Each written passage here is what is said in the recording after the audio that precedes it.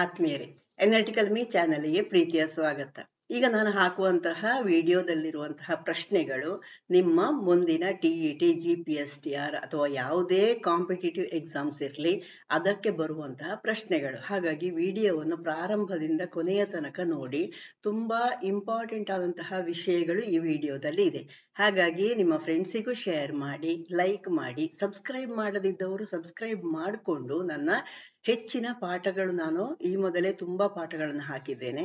ನಿಮ್ಮ KAS ಪರೀಕ್ಷೆಗೆ ಕೂಡ ಅವಶ್ಯಕತೆ ಇರುವಂತಹ ಪ್ರಶ್ನೆಗಳನ್ನು ಅದರಲ್ಲಿ ಹಾಕಿದ್ದೇನೆ.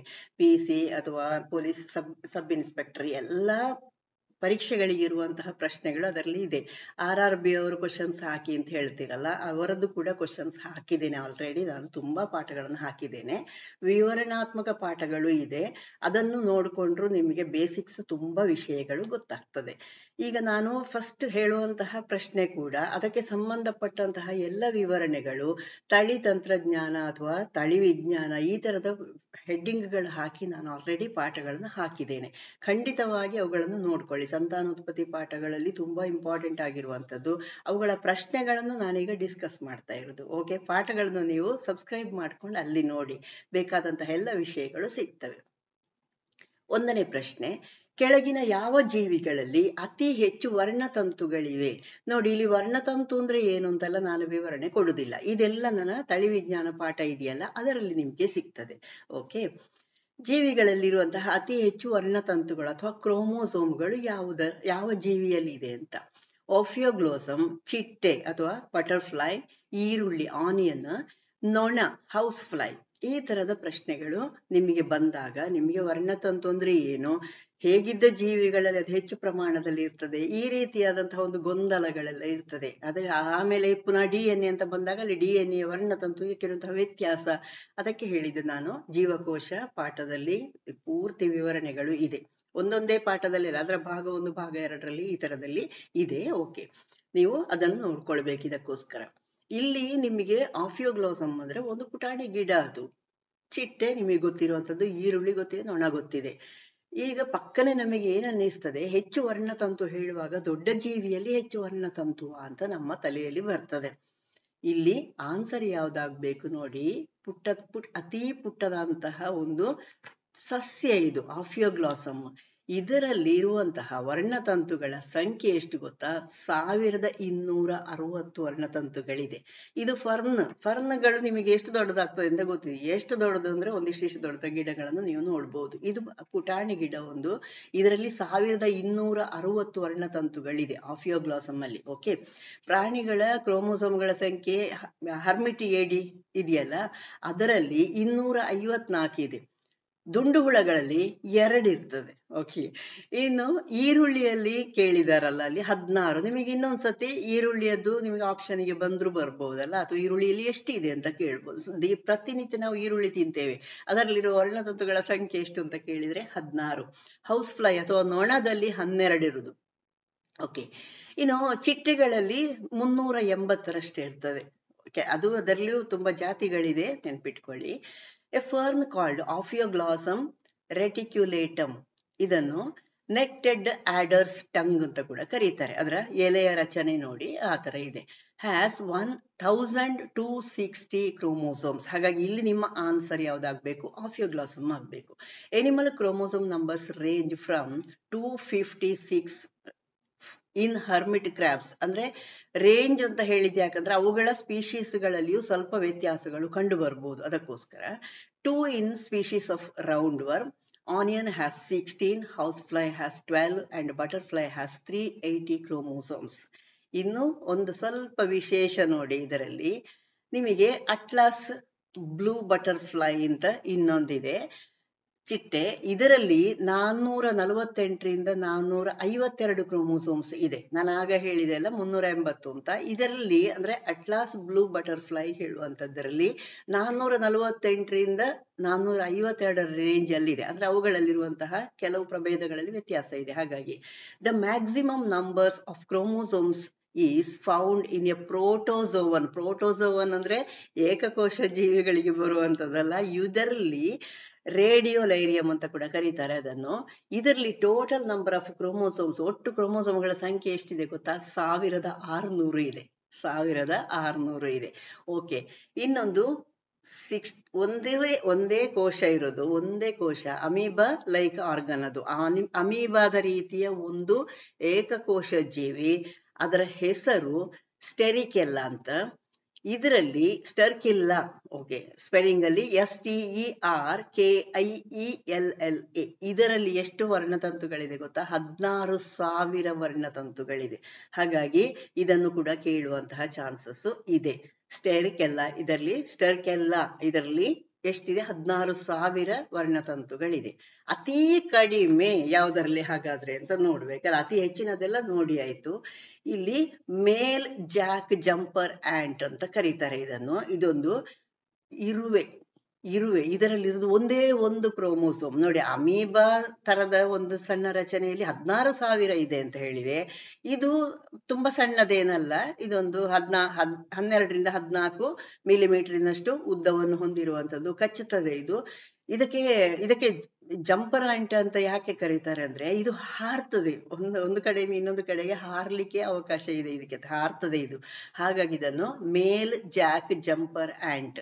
ಇಲ್ಲಿ ನಾನು ಹಾರ್ತದೆ, ಜಂಪರ್ ಎಲ್ಲ ವಿವರಣೆ ಕೊಟ್ಟದ್ದು ಯಾಕಂದ್ರೆ, ಇನ್ನೊಂದ್ಸತಿ ಅತಿ ಕಡಿಮೆ ವರ್ಣತಂತು ಯಾವುದರಲ್ಲಿ ಇದೆ ಅಂತ ಕೇಳಿ ನಿಮ್ಗೆ ಕೊಟ್ರೆ, ಇಲ್ಲಿ ಜಂಪರ್ ಕಂಡ ತಕ್ಷಣ ಅದಕ್ಕೆ ನೀವು ಆನ್ಸರ್ ಮಾಡ್ಬೋದು.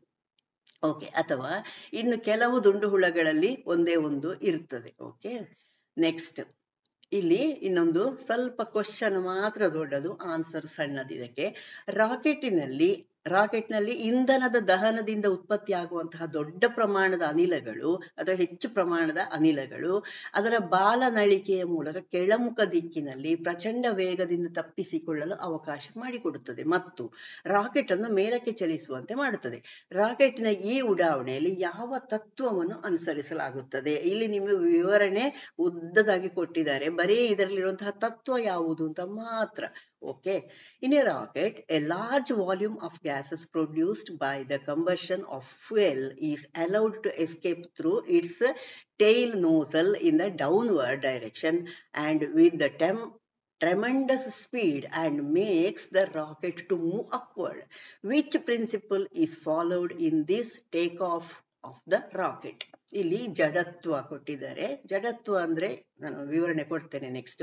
ಇನ್ನೊಂದು ಸಂವೇಗ ಸಂರಕ್ಷಣೆ. ಇದೆಲ್ಲ ನ್ಯೂಟನ್ನ ವಿವರಣೆಗೆ ಸಂಬಂಧಪಟ್ಟದ್ದೇ ನಿಯಮಗಳು ಇದರಲ್ಲಿ ಅನ್ವಯ ಆಗುದು. ಅದಕ್ಕೋಸ್ಕರ ಸಂವೇಗ ಸಂರಕ್ಷಣೆನೇ ಇನ್ನೊಂದು ಕೊಟ್ಟಿದ್ದಾರೆ, ಕನ್ಸರ್ವೇಷನ್ ಆಫ್ ಮೊಮೆಂಟಮ್. ನ್ಯೂಟನ್ನ ಚಲನೆಯ 3ನೆಯ ನಿಯಮ, Newton's third law of motion. Okay, ನ್ಯೂಟನ್ನ ಗುರುತ್ವಾಕರ್ಷಣೆ ನಿಯಮ, ನ್ಯೂಟನ್ಸ್ ಲಾ ಆಫ್ ಗ್ರಾವಿಟೇಷನ್ ಅಥವಾ ಸಾರ್ವತ್ರಿಕ ಗುರುತ್ವಾಕರ್ಷಣಾ ನಿಯಮ. ಇದರದ್ದೆಲ್ಲ ನಾನು ತುಂಬಾ ಸತಿ ವಿವರಣೆ ಕೊಟ್ಟಾಗಿದೆ ನಿಮಗೆ. ಇಲ್ಲಿ ಉದ್ದಕ್ಕೊಂದ್ಸತಿ ಹೇಳ್ತಾ ಹೋಗ್ತೇನೆ. ಇಲ್ಲಿ ಆನ್ಸರ್ ನಲ್ಲಿ ಯಾವ್ದಾಗ್ಬೇಕು? ಸಂವೇಗ ಸಂರಕ್ಷಣಾ ನಿಯಮ ಆಗ್ಬೇಕು ಅಥವಾ the law of conservation of momentum ಆಗ್ಬೇಕು. ಇದು ಏನು ಹೇಳ್ತದೆ? ಇಲ್ಲಿ ಕೆಲವರು ತಪ್ಪು ಆನ್ಸರ್ ಕೊಟ್ಟಿದ್ದೀರಿ. ಇಲ್ಲಿ ಕಮ್ಯುನಿಟಿಯಲ್ಲಿ ಹಾಕಿದ ಪ್ರಶ್ನೆ ಇದು. ಕೆಲವರು ನ್ಯೂಟನ್ನ ಥರ್ಡ್ ಲಾ ಅಂತ ಹಾಕಿದ್ದೀರಿ. ನ್ಯೂಟನ್ನ ಥರ್ಡ್ ಲಾದ ಅನ್ವಯದ ಮೇರೆಗೆ ಈ ನಿಯಮವನ್ನು ಮಾಡಿದ್ದು, ರಾಕೆಟ್ ಹಾರುವ ತತ್ವವನ್ನು ಮಾಡಿದ್ದು. ಈ ತತ್ವವನ್ನು law of conservation of momentum ಅಂತ ಕರಿತೇವೆ ಅಥವಾ ಇದು ನಾವು ಸಂವೇಗ ಸಂರಕ್ಷಣಾ ನಿಯಮ ಅಂತ ಕರಿತೇವೆ ಇದನ್ನು. ಓಕೆ, ಇಲ್ಲಿ ಇದರದೊಂದು ನಿಯಮವನ್ನು ಹೇಳ್ತೇನೆ ನಾನು. ಯಾವುದೇ ಬಾಹ್ಯ ಶಕ್ತಿಗಳು ವ್ಯವಸ್ಥೆಯ ಮೇಲೆ ಕಾರ್ಯನಿರ್ವಹಿಸದಿದ್ದರೆ ವ್ಯವಸ್ಥೆಯ ಸಂವೇಗವು ಸ್ಥಿರವಾಗಿರುತ್ತದೆ. ಇದು ಸಂವೇಗ ಸಂರಕ್ಷಣಾ ನಿಯಮ. ಯಾವುದೇ ಬಾಹ್ಯ ಶಕ್ತಿಗಳು ವ್ಯವಸ್ಥೆಯ ಮೇಲೆ ಕಾರ್ಯನಿರ್ವಹಿಸದಿದ್ದರೆ ವ್ಯವಸ್ಥೆಯ ಸಂವೇಗ ಸ್ಥಿರವಾಗಿರ್ತದೆ. ಇಷ್ಟೇ ಸಂವೇಗ ಸಂರಕ್ಷಣಾ ನಿಯಮ. The law of conservation of momentum states that the momentum of a system is constant if no external forces are acting on the system. It is based on Newton's third law of motion. ಇದು ನ್ಯೂಟನ್ನ ಚಲನೆಯ 3ನೇ ನಿಯಮವನ್ನು ಆಧರಿಸಿದ್ದು. m1v1 = m2v2 ಸೂತ್ರ ನೆನಪಿದ್ರೆ ಆಯ್ತು ನಿಮಗೆ. ಅಂದ್ರೆ ರಾಶಿ ಗುಣಿಸು ವೇಗ, ಯಾವುದು ಕೆಳಗೆ ಬರುದು ಮೇಲೆ ಬರುದು ಒಂದೇ ರೀತಿ ಇದ್ದಾಗ ಅಥವಾ ಎದುರೆದುರು ಬಂದಾಗ ಈ ತರದ ಲೆಕ್ಕಗಳೆಲ್ಲ ನಿಮಗೆ ಬಂದಿದೆ ಅಲ್ವಾ? ಚಲನೆ ಪಾಠಕ್ಕೆ ಹೋಗಿ ಅಲ್ಲಿ ನೋಡ್ಕೊಳ್ಳಿ. ಇದರ ಬಗ್ಗೆ ಎಲ್ಲ ತುಂಬಾ ವಿವರಣೆ ಹಾಕಿದ್ದೇನೆ. ಇನ್ನೊಂದು ಜಡತ್ವವನ್ನು ಹೇಳಿದೆ, ಜಸ್ಟ್ ಹೇಳ್ತಾ ಹೋಗ್ತೇನೆ. ಜಡತ್ವ ಅಂದ್ರೇನು? ಒಂದು ವಸ್ತು ನಿಶ್ಚಲ ಸ್ಥಿತಿಯಲ್ಲಿದ್ರೆ ಅದಕ್ಕೆ ಯಾವುದೇ ಬಾಹ್ಯ ಬಲ ಅದರ ಮೇಲೆ ವರ್ತಿಸದೇ ಇದ್ರೆ ಅದು ಹಾಗೇ ಇರ್ತದೆ, ಅಲ್ಲಿಯೇ ಇರ್ತದೆ. ಅಥವಾ ಒಂದು ವಸ್ತು ಚಲಿಸ್ತಾ ಇದೆ, ಆ ಚಲಿಸ್ತಾ ಇರುವಂತಹ ವಸ್ತುವಿಗೆ ನೀವು ಬಲ ಪ್ರಯೋಗ ಮಾಡಿದ್ರೆ ಮಾತ್ರ ಅದು ಜಾಸ್ತಿ ಅದು ಹೋಗುವ ದಿಕ್ಕಿಗೆ ನೀವು ಬಲ ಪ್ರಯೋಗ ಮಾಡಿದ್ರೆ ಅದರ ವೇಗ ಹೆಚ್ಚುತ್ತದೆ. ಹೋಗುವ ವಿರುದ್ಧ ದಿಕ್ಕಿಗೆ ನೀವು ಬಲ ಪ್ರಯೋಗ ಮಾಡಿದ್ರೆ ಅದರ ವೇಗ ಕಡಿಮೆ ಆಗ್ತದೆ. ಅಥವಾ ನೀವು ಹೆಚ್ಚು ಪ್ರಮಾಣದ ಬಲವನ್ನು ಅಲ್ಲಿ ಕೊಟ್ರೆ ಅದು ನಿಲ್ತದೆ. ಇದು ಅವನ ಜಡತ್ವ ನಿಯಮದಲ್ಲಿ ಹೇಳುವಂಥದ್ದು. ಅಂದ್ರೆ ಬಾಹ್ಯ ಶಕ್ತಿ ಕೊಟ್ರೆ ಮಾತ್ರ ಅಲ್ಲಿ ವಸ್ತುಗಳ ಚಲನೆ ಅಥವಾ ಅವುಗಳ ವೇಗದಲ್ಲಿ ಬದಲಾವಣೆ ಆಗ್ಬೋದು. ಅದಲ್ಲದಿದ್ರೆ ಸರಳ ರೇಖೆಯಲ್ಲಿ ನೇರವಾಗಿ ಹೋಗ್ತಾ ಇರುವಂಥದ್ದು ಹೋಗ್ತಾನೆ ಇರ್ತದೆ, ಯಾವುದೇ ಬಲ ಪ್ರಯೋಗ ಆಗದೇ ಇದ್ರೆ. ಇದು ಜಡತ್ವಕ್ಕೆ ಸಂಬಂಧಿಸಿದ ನಿಯಮ ಆಯಿತು. Inertia is a property of an object to resist any change in its state of motion or rest, including changes to its speed and direction. ನೀವು ಹೀಗೆ ಹೋಗ್ತಾ ಇರೋದಕ್ಕೆ ಒಂದು ಸೈಡ್ ಇಂದ ನೀವು ಬಲ ಕೊಟ್ರೆ ಅದು ಮತ್ತೊಂದು ಸೈಡಿಗೆ ಹೋಗ್ತದಲ್ಲ, ಅದನ್ನು ಹೇಳಿದ್ದು. Okay, it is a tendency of objects to keep moving in a straight line at constant velocity unless disturbed by any external force. ಇದು ಇಂಪಾರ್ಟೆಂಟ್. ಓಕೆ, ಲಾಸ್ಟ್ ಸೆಂಟೆನ್ಸ್ ಅಲ್ಲಿ ಹೇಳಿದ್ನಲ್ಲ, unless disturbed by any external force, ಹೊರಗಿನ ಬಲ ಪ್ರಯೋಗವಾಗದ ಹೊರತು. ಇದು ಜಡತ್ವದಲ್ಲಿ important ಆಗಿ ನೀವು ಬರಿಬೇಕಾದಂತಹ ಶಬ್ದ. ಓಕೆ, ನೆಕ್ಸ್ಟ್ ಇನ್ನೊಂದು ನ್ಯೂಟನ್ನ ಚಲನೆಯ 3ನೇ ನಿಯಮ ಅಂತ ಕೇಳಿದೆ ಅಲ್ವಾ. ಇದು ಪ್ರತಿಯೊಂದು ಶಕ್ತಿಗೂ ಪರಸ್ಪರ ಸಮಾನ ಮತ್ತು ವಿರುದ್ಧ ಬಲವು ಇರ್ತದೆ. ಪ್ರತಿಯೊಂದು ಶಕ್ತಿಗೂ ಪರಸ್ಪರ ಸಮಾನ ಮತ್ತು ವಿರುದ್ಧ ಬಲ ಇರ್ತದೆ. Newton's third law of motion States that every force has a reciprocating equal and opposite force. reciprocating equal and opposite force. ಇದು ಇಂಪಾರ್ಟೆಂಟ್. ಪರಸ್ಪರ ಸಮಾನ ಮತ್ತು ವಿರುದ್ಧ ಬಲವನ್ನು ಅದು ಹೊಂದಿರ್ತದೆ. ಇನ್ನು ಸಾರ್ವತ್ರಿಕ ನಿಯಮ ಅಥವಾ ಯೂನಿವರ್ಸಲ್ ಆಫ್ ಗ್ರಾವಿಟೇಷನ್, ಇದು ಕೂಡ ಅದರದ್ದೇ ಒಂದು ಪಾಠವನ್ನೇ ಹಾಕಿದ್ದೇನೆ. ಅದಕ್ಕೆ ಲೆಕ್ಕಾಚಾರಗಳು, ವಿವರಣೆಗಳು, ಉದಾಹರಣೆಗಳು, ಆ ನಿಯಮದಿಂದ ಆಗುವಂತಹ ಪ್ರಯೋಜನಗಳು ಕೂಡ ಆ ಪಾಠದಲ್ಲಿ ಇದೆ, ನ್ಯೂಟನ್ನ ಗುರುತ್ವಾಕರ್ಷಣೆಯ ನಿಯಮದಲ್ಲಿ. ಓಕೆ, ಆ ಪಾಠದಲ್ಲಿ ನೋಡ್ಕೊಳ್ಳಿ ಅದನ್ನು. ನ್ಯೂಟನ್ನ ಸಾರ್ವತ್ರಿಕ ಗುರುತ್ವಾಕರ್ಷಣೆ ನಿಯಮ ಏನು ಹೇಳ್ತದೆ ಅಂದ್ರೆ, ಪ್ರತಿ ಕಣವು ಬ್ರಹ್ಮಾಂಡದ ಪ್ರತಿಯೊಂದು ಕಣವನ್ನು ತಮ್ಮ ದ್ರವ್ಯರಾಶಿಗಳ ಉತ್ಪನ್ನಕ್ಕೆ ಅನುಪಾತದಲ್ಲಿ ಮತ್ತು ಅವುಗಳ ಕೇಂದ್ರದ ನಡುವಿನ ಅಂತರ ವರ್ಗಕ್ಕೆ ವಿಲೋಮಾನುಪಾತದಲ್ಲಿರ್ತದೆ. ಅಂದ್ರೆ ಪ್ರತಿಯೊಂದು ಕಣವು ಇನ್ನೊಂದು ಕಣವನ್ನು ಆಕರ್ಷಿಸ್ತದೆ. ಅದು ಹೇಗಿರ್ತದೆ ಅಂದ್ರೆ ಅವುಗಳೆರಡರ ದ್ರವ್ಯರಾಶಿಗಳ ಉತ್ಪನ್ನಕ್ಕೆ ಅನುಪಾತದಲ್ಲಿರ್ತದೆ ಮತ್ತು ಅವುಗಳ ಕೇಂದ್ರಗಳ ನಡುವಿನ ಅಂತರದ ವರ್ಗಕ್ಕೆ ವಿಲೋಮಾನುಪಾತದಲ್ಲಿ ಇರ್ತದೆ. Newton's universal law of gravitation states that every particle in the universe attracts every other particle with a force along a line joining them. ಅವುಗಳ ನೇರ ದಿಕ್ಕನ್ನು ತೋರಿಸುವಂತದ್ದು. Okay, the force is directly proportional to the product of their masses and inversely proportional to the square of the distance between them. ಈ ಗುರುತ್ವಾಕರ್ಷಣ ನಿಯಮಗಳೆಲ್ಲ ಉಂಟಲ್ಲ, ಖಂಡಿತ ತುಂಬಾ important ಆಗಿರುವಂಥದ್ದು. ನಿಮಗೆ ಒಂದು ಅದರ ಅಪ್ಲಿಕೇಶನ್ ಕೇಳ್ತಾರೆ, ಇಲ್ಲ ನಿಯಮವನ್ನೇ ಕೇಳ್ತಾರೆ, ಅಥವಾ ನಿಯಮವನ್ನು ಕೊಟ್ಟು ಇದು ಯಾರ ನಿಯಮ ಅಂತ ಕೂಡ ಕೇಳ್ಬಹುದು. ಒಟ್ಟಿನಲ್ಲಿ ಈ ನಿಯಮಗಳು, ಗುರುತ್ವಾಕರ್ಷಣೆಯ ಚಲನೆಯ ನಿಯಮಗಳೆಲ್ಲ ಇದೆಯಲ್ಲ, ನ್ಯೂಟನ್ನ ನಿಯಮಗಳು ಇಂಪಾರ್ಟೆಂಟ್ ಆಗಿರುವಂಥದ್ದು. ಖಂಡಿತವಾಗಿ ಚಲನೆ ಪಾಠವನ್ನು ನೋಡ್ಕೊಳ್ಳಿ ಒಂದ್ಸತಿ. ಕೆಳಗಿನ ಯಾವ ಕಿಣ್ವಗಳನ್ನು ನಿರ್ದಿಷ್ಟ ಹಂತದಲ್ಲಿ DNA ಕತ್ತರಿಸಲು ಬಳಸಲಾಗುತ್ತದೆ? ಇದು ಹಳೆ ಕ್ವಶನ್ ಪೇಪರ್ನಲ್ಲೇ ಬಂದ ಪ್ರಶ್ನೆ ಇದು. RNA, ರೆಸ್ಟ್ರಿಕ್ಷನ್ ಎಂಡೋನ್ಯೂಕ್ಲಿಯಸ್, ಇನ್ನೊಂದು DNA ಪಾಲಿಮರೇಸ್, ಇನ್ನೊಂದು ಸೆಲ್ಯುಲೇಸ್ ಕೊಟ್ಟದ್ದು, ನಿಮಗೆ ಆಪ್ಷನ್ಸ್ ಕೊಟ್ಟದ್ದು. ಇಲ್ಲಿ ರಿಸ್ಟ್ರಿಕ್ಷನ್ ಎಂಡೋನ್ಯೂಕ್ಲಿಯಸ್ ಆನ್ಸರ್ ಆಗ್ಬೇಕು. ಇಲ್ಲಿ ಸ್ವಲ್ಪ ಇದರ ಬಗ್ಗೆ ನೋಡುವ, ಯಾಕಂದ್ರೆ ಇದರಲ್ಲಿ ಈ DNA ಅದರ ವಿಭಜನೆ, ರೀಕಾಂಬಿನೇಷನ್ ಇಂಥದ್ರ ಬಗ್ಗೆ ಎಲ್ಲ, ಒಂದು ಜೈವಿಕ ತಂತ್ರಜ್ಞಾನದ ಬಗ್ಗೆ ಎಲ್ಲ ನಿಮಗೆ ಪ್ರಶ್ನೆ ಇದ್ದೇ ಇರ್ತದೆ. DNA ಸಣ್ಣ ಸಣ್ಣ ತುಂಡುಗಳಾಗಿ ಕತ್ತರಿಸಲಿಕ್ಕೆ ಯಾವುದನ್ನು ಬಳಸ್ತಾರೆ ಅಂತ ಇಲ್ಲಿ ಕೇಳಿದ್ದು. ನಿರ್ಬಂಧಿತ ಕಿಣ್ವಗಳನ್ನು ಬಳಸ್ತಾರೆ. ಇದರಿಂದ ಏನು ಪ್ರಯೋಜನ, ಇದನ್ನೆಲ್ಲವೂ ಕೇಳ್ಬೋದು ನಿಮಗೆ. DNA ಹೆಚ್ಚು ಸುಲಭವಾಗಿ ವಿಶ್ಲೇಷಣೆ ಮಾಡ್ಬೋದು. ಮತ್ತು ಇನ್ನೊಂದು ಜೀವಿಯ ಇದರಲ್ಲಿ ಬೀಟಿ ಬದನೆ ಅಂತೆಲ್ಲ ನೀವು ಓದಿದಿರಲ್ಲ, ಅಲ್ಲಿ ಇನ್ನೊಂದು ಜೀವಿಗೆ ಅದನ್ನು ಕೊಡ್ಲಿಕ್ಕೆ ಅಥವಾ ಅದರ DNA ಜೊತೆಗೆ ಸೇರಿಸ್ಲಿಕ್ಕೆ ಇದು ಅನುಕೂಲ ಆಗ್ತದೆ. DNA ಬೇಕಾದಲ್ಲಿ ಕಟ್ ಮಾಡಿದ್ರೆ, ಅಂದ್ರೆ ಎಲ್ಲೆಲ್ಲಿ ಕಟ್ ಮಾಡಬಹುದು ಅಂತ ಇದಕ್ಕೆ ಗೊತ್ತಿರ್ತದೆ, ಯಾವುದು ನಿರ್ಬಂಧಿತ ಕಿಣ್ವಕ್ಕೆ ಗೊತ್ತಿರ್ತದೆ ಅಂತ. Scientists use restriction enzymes to cut DNA into smaller pieces so that they can analyze and manipulate DNA more easily. ಪ್ರತಿ ನಿರ್ಬಂಧಿತ ಕಿಣ್ವಗಳು ಇದನ್ನು ಗುರುತಿಸ್ತವೆ, ಎಲ್ಲಿಂದ ಕಟ್ ಮಾಡಬಹುದು ಅಂತ. ಈ DNA ಮೇಲೆ ನಿರ್ಬಂಧಿತ ಸೈಟ್ ಎಂದು ಕರೆಯಲ್ಪಡುವ ನಿರ್ದಿಷ್ಟ ಅನುಕ್ರಮಕ್ಕೆ ಲಗತ್ತಿಸಬಹುದು. ಈ ಸೆಂಟೆನ್ಸ್ ಅನ್ನು ಪುನಃ ಹೇಳ್ತೇನೆ. Each restriction enzyme recognises and can attach to a certain sequence on DNA called restriction site.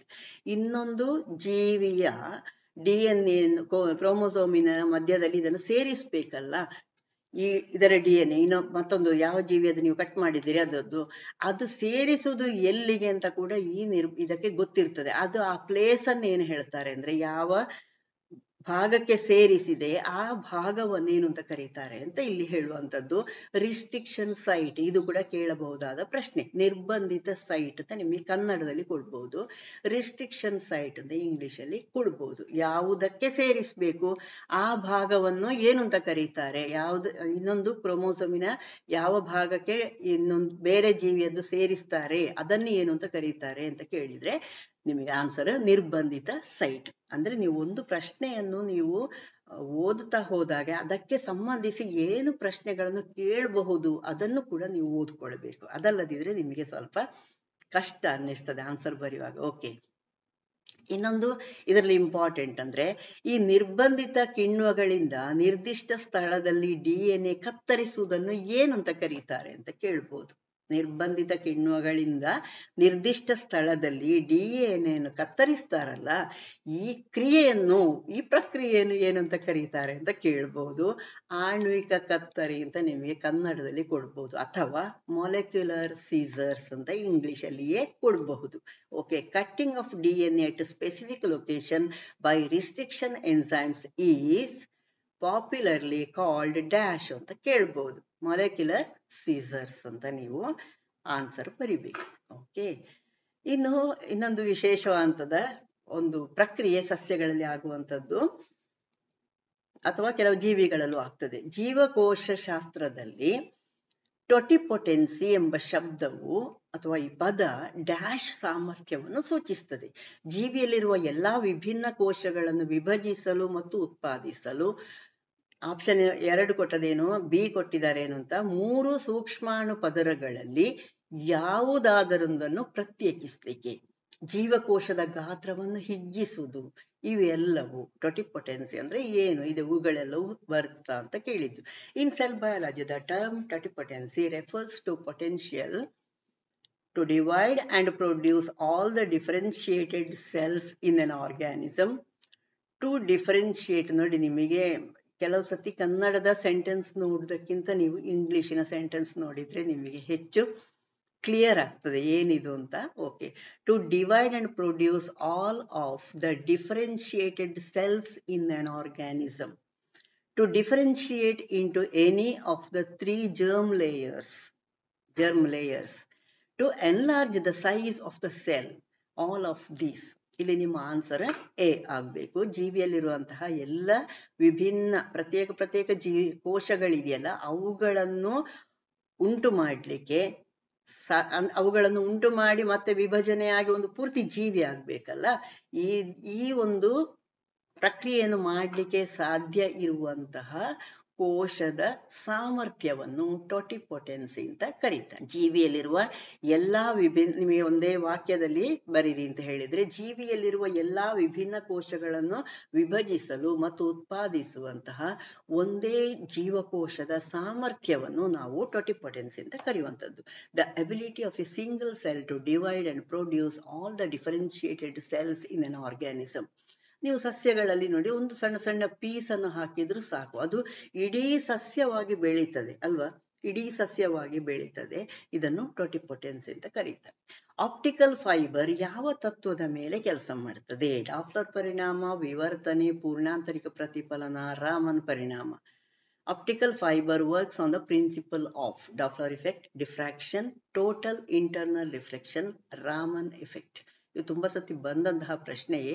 ನಾನು ನಿಮಗೆ ಅದರ ಏನು ಕ್ಲಿಯರ್ ಆಗಿ ಒಂದು ಅರ್ಥ ಒಂದು ಸೆಂಟೆನ್ಸ್ ಅಲ್ಲಿ 2 ಸೆಂಟೆನ್ಸ್ ಅಲ್ಲಿ ಗೊತ್ತಾಗ್ಲಿಕ್ಕೋಸ್ಕರ ಅವುಗಳನ್ನು ಪುನಃ ಹಾಕಿದ್ದು. ಆಪ್ಟಿಕಲ್ ಫೈಬರಿನಲ್ಲಿ ಸಂಪೂರ್ಣ ಆಂತರಿಕ ಪ್ರತಿಫಲನ ಅಥವಾ ಪೂರ್ಣಾಂತರಿಕ ಪ್ರತಿಫಲನ ಸಂಭವಿಸ್ತದೆ. ಯಾಕಂದ್ರೆ ಇದರ ಹೊದಿಕೆ ಇದೆಯಲ್ಲ, ಇದು ಒಂದು ಕೊಳವೆ, ಅತ್ಯಂತ ಕೂದಲಿನ ಎಳೆಗಿಂತ ಸಪುರವಂತಹ ಕೊಳವೆ. ಇದರಲ್ಲಿ ಟೆಲಿಫೋನ್ ನಲ್ಲಿ ಇದನ್ನು ಉಪಯೋಗಿಸುವುದು ಅಂತ ಹೇಳಿದ್ರೆ ಒಂದು 10,000 ಕನೆಕ್ಷನ್ಸ್ ಕೊಡ್ಬೋದು ಅಂತ ಹೇಳ್ತಾರೆ. 10,000 ಕನೆಕ್ಷನ್ ಲ್ಯಾಂಡ್ಲೈನ್ಗಳೆಲ್ಲ ಇದ್ದಾಗ ಮಾಡ್ತಿದ್ರು. OFC ಅಂತ ಅಲ್ಲಲ್ಲಿ ನೀವು ರೋಡ್ ಸೈಡ್ ಅಲ್ಲಿ ನೋಡಿರ್ಬೋದು ಸಣ್ಣ ಸಣ್ಣ ರಚನೆ. ಈಗೆಲ್ಲ ಮೊಬೈಲ್ ಯುಗ ಬಂದ ಕಾರಣ ಅಂಥದ್ದೆಲ್ಲ ಕಡಿಮೆ ಆಗಿದೆ, ಬಟ್ ಅದರ ಸಾಮರ್ಥ್ಯ ಅಷ್ಟೇ ಇರ್ತದೆ ಅಂತ. ಇದು ಬೇರೆ ಬೇರೆ ಸಂದರ್ಭಗಳಲ್ಲಿ ಆಪ್ಟಿಕಲ್ ಫೈಬರ್ಸ್ ಯೂಸ್ ಮಾಡ್ತಾರೆ. ಓಕೆ, ಅದಕ್ಕೆ ತುಂಬಾ ಸಾಮರ್ಥ್ಯ ಇದೆ. ಯಾಕಂದ್ರೆ ಅದರಲ್ಲಿ ಏನು ನೀವು ಸಂದೇಶವನ್ನು ಬೆಳಕಿನ ಮೂಲಕ ಕಳಿಸ್ತೀರಾ ಅದು ಅಷ್ಟು ಕೂಡ ಹೋಗುವಷ್ಟು ಸಾಮರ್ಥ್ಯ ಅದರಲ್ಲಿ ಇದೆ. ಯಾಕೆ ಇದೆ ಅಂದ್ರೆ ಅದರಲ್ಲಿ ಸಂಪೂರ್ಣ ಆಂತರಿಕ ಪ್ರತಿಫಲನ ಇದೆ, ಚದುರಿ ಹೋಗುವುದೇ ಇಲ್ಲ, ಎಲ್ಲವೂ ಸಂಪೂರ್ಣ ಒಂದು ತುದಿಯಿಂದ ಇನ್ನೊಂದು ತುದಿಗೆ ತಲುಪ್ತದೆ. ಯಾಕೆ? ಅದರಲ್ಲಿ ಸಂಪೂರ್ಣ ಆಂತರಿಕ ಪ್ರತಿಫಲನ ಅಥವಾ ಪೂರ್ಣಾಂತರಿಕ ಪ್ರತಿಫಲನ ಅಲ್ಲಿ ಉಂಟಾಗ್ತದೆ. ಯಾಕೆ ಉಂಟಾಗ್ತದೆ ಅಂದ್ರೆ ಅದು ಕೇಳ್ಬೋದು. ಯಾಕೆ ಉಂಟಾಗ್ತದೆ ಫೈಬರಿನಲ್ಲಿ ಅಂತ ಕೇಳಿದ್ರೆ, ಹೊದಿಕೆಯ ವಸ್ತುವಿನ ವಕ್ರೀಕಾರಕ ಸೂಚಂಕ, ವಕ್ರೀಭವನ ಸೂಚಂಕ ಆಪ್ಟಿಕಲ್ ಫೈಬರ್ ಒಳಗಿನ ವಸ್ತುವಿನ ಪ್ರತಿಕಾರಕ ಸೂಚಿಗಿಂತ ಅಂದ್ರೆ ಇದು ಇಂಡೆಕ್ಸ್ ಅಲ್ವಾ, ರಿಫ್ರಾಕ್ಟಿವ್ ಇಂಡೆಕ್ಸ್ಗಿಂತ ಕಡಿಮೆ ಇದೆ. ಹೊದಿಕೆಯ ವಸ್ತುವಿನ ವಕ್ರೀಕಾರಕ ಸೂಚ್ಯಂಕ ಆಪ್ಟಿಕಲ್ ಫೈಬರ್ ಒಳಗಿನ ವಸ್ತುವಿನ ವಕ್ರೀಕಾರಕ ಸೂಚ್ಯಂಕಕ್ಕಿಂತ ಕಡಿಮೆ ಇರ್ತದೆ. The total internal reflection occurs in optical fiber because the refractive index of the coating material called cladding ಅದಕ್ಕೆ ಹೆಸರು, is less than the refractive index of the material inside the optical fiber. Okay, ಇದು ನೆನ್ಪಿಟ್ಕೊಳ್ಳಿ. ಇನ್ನೊಂದು ನಿಮಗೆ important ಆಗಿ ತುಂಬಾ ಸಲ ಬರುವಂತಹ ಒಂದು ಶಬ್ದ ಡಾಫ್ಲರ್ ಪರಿಣಾಮದ ಬಗ್ಗೆ ಪ್ರಶ್ನೆ ಅಲ್ವಾ. ತರಂಗದ ಇಲ್ಲಿ ಇದಕ್ಕೊಂದು ಸಣ್ಣ ವಿವರಣೆ ಕೊಟ್ಟು ಬಿಡ್ತೇನೆ ನಾನು. ಯಾಕಂದ್ರೆ ಕೆಲವು ಕಡೆಯಲ್ಲಿ ನಿಮಗೆ ಡಾಫ್ಲರ್ ಎಫೆಕ್ಟ್ ಹೌದಾ ಅಲ್ವ ಅಂತ ಡೌಟ್ ಬರ್ತದೆ. ಆಗ ಈ ವಿವರಣೆ ನೆನಪಾದ್ರೆ ನಿಮಗೆ ಅದು ಸರಿಯಾ ಅಂತ ಗೊತ್ತಾಗ್ತದೆ. ಓಕೆ, ತರಂಗದ ಜವವು ಅದು ಪ್ರಸರಿಸುವ ಮಾಧ್ಯಮವನ್ನು ಅವಲಂಬಿಸಿರ್ತದೆ, ಸರಿಯಲ್ಲ? ಅದು ಬೆಳಕು ಇರ್ಬೋದು, ಶಬ್ದವೂ ಇರ್ಬೋದು. ತರಂಗವು ಯಾವುದಾದ್ರೂ ಮಾಧ್ಯಮದಲ್ಲಿ ಪ್ರಸರಿಸುವಾಗ ಅಂದ್ರೆ ಹರಡುವಾಗ, ಹೋಗುವಾಗ ಅದರ ಜವ ಮತ್ತು ಆವೃತ್ತಿ ಒಂದೇ ಆಗಿರ್ತದೆ. ಆದ್ರೆ ತರಂಗದ ಆಕಾರ, ಎಲ್ಲಿಂದ ತರಂಗ ಬರ್ತದೆ ಅದು, ಮತ್ತು ವೀಕ್ಷಕರ ಚಲನೆ ಇದ್ದಲ್ಲಿ, ಸಾಪೇಕ್ಷ ಚಲನೆ ಅಂದ್ರೆ ಅದರದ್ದು ಚಲನೆ ಇದರದ್ದು ಚಲನೆ ಆಗುತ್ತಾ ಇದ್ರೆ, ಪರಸ್ಪರ ಹತ್ತಿರ ಬರುದು ಅಥವಾ ದೂರ ಹೋಗುದು, ಅಥವಾ ಒಂದು ನಿಂತಲ್ಲೇ ಇರುವುದು ಇನ್ನೊಂದು ಪಾಸಾಗಿ ಹೋಗುದು, ಇಂತಹ ಸಂದರ್ಭಗಳಲ್ಲಿ ತರಂಗದ ಆವೃತ್ತಿಯು ಬದಲಾದಂತೆ ಭಾಸವಾಗ್ತದೆ, ಅನ್ನಿಸ್ತದೆ, ಬದಲಾಗಿದೆ ಅಂತ ಅನ್ನಿಸ್ತದೆ. ಇದನ್ನೇ ಡಾಫ್ಲರ್ ಪರಿಣಾಮ ಅಂತ ಕರೀತಾರೆ. ಪುನಃ ಓದ್ತೇನೆ. ತರಂಗದ ಜವವು ಅದು ಪ್ರಸರಿಸುವ ಮಾಧ್ಯಮವನ್ನು ಅವಲಂಬಿಸಿರ್ತದೆ. ತರಂಗವು ಯಾವುದಾದರೂ ಮಾಧ್ಯಮದಲ್ಲಿ ಪ್ರಸರಿಸುವಾಗ ಅದರ ಜವ ಮತ್ತು ಆವೃತ್ತಿ ಒಂದೇ ಆಗಿರ್ತದೆ. ಆದ್ರೆ ತರಂಗದ ಆಕಾರ ಮತ್ತು ವೀಕ್ಷಕರ ಸಾಪೇಕ್ಷ ಚಲನೆ ಇದ್ದಲ್ಲಿ ತರಂಗದ ಆವೃತ್ತಿಯು ಬದಲಾದಂತೆ ಭಾಸವಾಗ್ತದೆ. ಇದನ್ನೇ ಡಾಫ್ಲರ್ ಪರಿಣಾಮ ಅಂತ ಕರೀತಾರೆ. ಇದು ವಿವರಣೆ 10th ಬೇಕು, ಸೈನ್ಸ್ ಬರೆಯೋರಿಗೆಲ್ಲರಿಗೂ ಈ 3 ಸೆಂಟೆನ್ಸ್ ಗೊತ್ತಿರಬೇಕು. ಓಕೆ, ದ ಡಾಫ್ಲರ್ ಇಫೆಕ್ಟ್, ಇದನ್ನು ಇನ್ನೊಂದು ಹೆಸರಲ್ಲೂ ಕರೀತಾರೆ, ಡಾಫ್ಲರ್ ಶಿಫ್ಟ್ ಅಂತ ಕೂಡ ಕರೀತಾರೆ. ಡಾಫ್ಲರ್ ಶಿಫ್ಟ್ ಮತ್ತು ಡಾಫ್ಲರ್ ಪರಿಣಾಮ ಎರಡೂ ಒಂದೇ. ನಿಮ್ಮನ್ನು ಕನ್ಫ್ಯೂಸ್ ಮಾಡ್ಲಿಕ್ಕೆ ಡಾಫ್ಲರ್ ಶಿಫ್ಟ್ ಅಂತ ಕೊಡ್ಬೋದಲ್ಲಿ. Okay, the Doppler effect or Doppler shift is the change in the frequency of a wave in relation to an observer who is moving relative to the source of the wave. Okay, ಇಷ್ಟು ಬರೋದ್ರೆ ನಿಮಗೆ full mark ಸಿಗ್ತದೆ. ಡಾಫ್ಲರ್ effect ಅಂದ್ರೆ ಏನು ಅಂತ. ಅದಕ್ಕೆ ಉದಾಹರಣೆಗಳು, ವಾಹನ ಹಿಂದಿಂದ ಬರುದು, ಮುಂದಿಂದ ಬರುದು ತುಂಬಾ ಸತಿ ಬಂದಿದೆ ನಿಮಗೆ. ಓಕೆ, ಯಾವ ರೋಗವನ್ನು ಹ್ಯಾನ್ಸನ್ಸ್ ಕಾಯಿಲೆ ಎಂದು ಕರೆಯುತ್ತಾರೆ? Which disease is also called Hanson disease ಅಂತ ಪ್ರಶ್ನೆ ಕಮ್ಯುನಿಟಿಯಲ್ಲಿ ಹಾಕಿದ್ದೇನೆ. ತುಂಬಾ ಜನ ಆನ್ಸರ್ ಬರೀಲಿಲ್ಲ. ಕಾಲರಾ, ಕುಷ್ಠರೋಗ ಅಥವಾ ಲೆಪ್ರಸಿ, ಬುದ್ಧಿಮಾಂದ್ಯತೆ ಡಿಮೆನ್ಷಿಯಾ, ಕ್ಯಾನ್ಸರ್ಗೆ ಹೆಚ್ಚಿನ ಜನ ಆನ್ಸರ್ ಮಾಡಿದ್ದೀರಿ. ಇಲ್ಲಿ ಆನ್ಸರ್ ಆಗ್ಬೇಕಾದದ್ದು ಕುಷ್ಠರೋಗ ಅಥವಾ ಲೆಪ್ರಸಿಗೆ. ಇದಕ್ಕೆ ಈ ಹೆಸರು ಕೊಡ್ಲಿಕ್ಕೆ ಒಂದು ವಿಶೇಷ ಇದಿದೆ, ಏನು ಕಾರಣ ಇದೆ. ಹ್ಯಾನ್ಸನ್ಸ್ ರೋಗ ಅಂತ ಯಾಕೆ ಕರೆದದ್ದು ಅಂದ್ರೆ, ಈ ನಾರ್ವೇಜಿಯನ್ ವಿಜ್ಞಾನಿ ಗೆಹಾರ್ಡ್ ಹೆನ್ರಿಕ್ ಆರ್ಮರ್ ಹ್ಯಾನ್ಸನ್ ಹೆಸರವರದ್ದು, ಸ್ವಲ್ಪ ದೊಡ್ಡ ಹೆಸರು. ಹ್ಯಾನ್ಸನ್ ನೆನ್ಪಿಟ್ಕೊಂಡ್ರೆ ಸಾಕು ನೀವು. ಹ್ಯಾನ್ಸನ್ ಅವರು ಮೈಕೋಬ್ಯಾಕ್ಟೀರಿಯಂ ಲೆಪ್ರೆ ಅನ್ನುವಂತಹ ಸೂಕ್ಷ್ಮಾಣು ಜೀವಿಯೇ ಕುಷ್ಠರೋಗಕ್ಕೆ ಕಾರಣ ಅಂತ ಕಂಡು ಹುಡುಕಿದ್ರು. ಓಕೆ, ಇದು ಅತ್ಯಂತ ವಿಶಿಷ್ಟವಾದಂತಹ ಡಿಸ್ಕವರಿ ಆದದ್ದು. ಯಾಕೆ ಅಂದ್ರೆ ಅಲ್ಲಿಯ ತನಕ ಏನಿತ್ತು, ಈ ರೋಗ ಕುಷ್ಠ ರೋಗ ಅನುವಂಶಿಕ ಹೇಳುವಂಥದ್ದಿತ್ತು. ತಂದೆ ತಾಯಿಗೆ ಬಂದಿದೆ ಅಂತಾದ್ರೆ, ಅಥವಾ ನಮ್ಮ ಹಿರಿಯರಿಗೆ ಯಾರಿಗಾದ್ರೂ ಇದ್ರೆ, ಅಜ್ಜನ ಪಿಜ್ಜನ ಯಾರಿಗೋ ಇದ್ರೆ ಅದು ಮೊಮ್ಮಗನಿಗೆ ಅಥವಾ ಆ ಕುಟುಂಬಸ್ಥರಿಗೆ ಬರ್ಬೋದು ಹೇಳುವಂತಹ ಒಂದು ನಂಬಿಕೆ ಅಲ್ಲಿಯ ತನಕ ಇತ್ತು.